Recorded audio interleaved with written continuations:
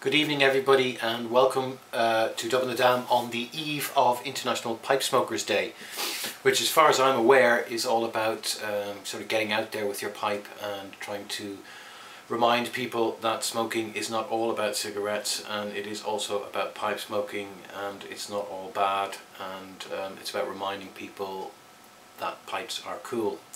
So for me, I'll probably try to be a little bit extra visible uptown with my pipe. I might go into the cigar shop where they have a smoking room and have a pipe there.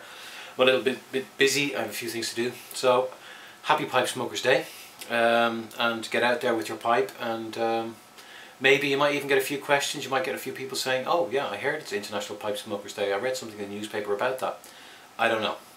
So pipe update myself, talking about pipes. This is a Dunhill Group 5. This is a Mario Grande. I think you can see the difference. Group 6 is their biggest, and they do some other sort of bigger ones than this, so this is a pretty big Dunhill. But it's huge, it's enormous, and for the price I'm absolutely amazed with it. I'm really happy with it, and I hope you like that. I do.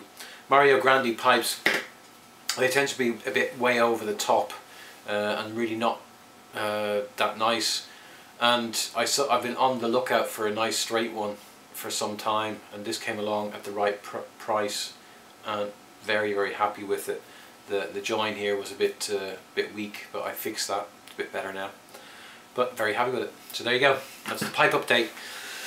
I've been smoking a lot of GLP's Haddo's Delight.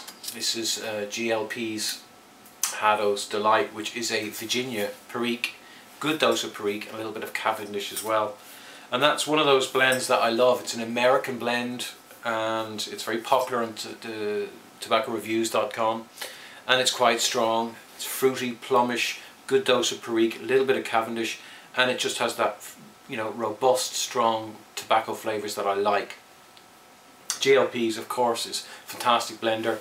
As is Cornell and Deal, and as is McClelland. Now among McClelland, I find they're all a bit vinegary for my liking.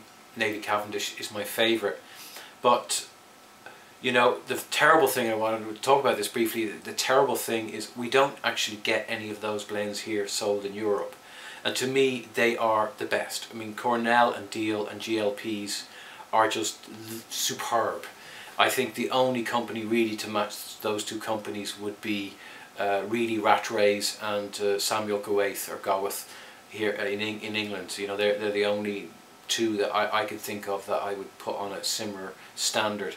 You know, the Americans are just so good at producing strong burleys and robust, natural, not so cased burleys, and also Virginias and Virginia Periques, not so cased, and very earthy flavours. We just don't do that so well here, and we don't do it at all really. So fantastic, really enjoying my Haddo's Delight. It was in the cellar for a couple of years, and I just picked it out again. I showed you this one briefly, Grousemore. I showed it to you briefly before. I've been enjoying this a lot. Now this is the Lakeland floral flavour that you get in a lot of Samuel Goethe tobaccos, and also Goethe Hogarth tobaccos, that Lakeland district floral perfumed aroma, which ironically is very popular with the popular blends. It's very common, it's very, how am I going to say, in Ireland basically, the popular packet drugstore blends people smoke are Mellow Virginia and Condor, and you know, they're both Lakeland floral flavours, which is particularly English. So I just wanted to say, your average pipe smoker in Ireland smokes English style Kendal Lakeland district floral tobaccos. The odd exception to that would be Aaron Moore, which isn't that easily available in Ireland, believe it or not, and also Mick McQuaid's.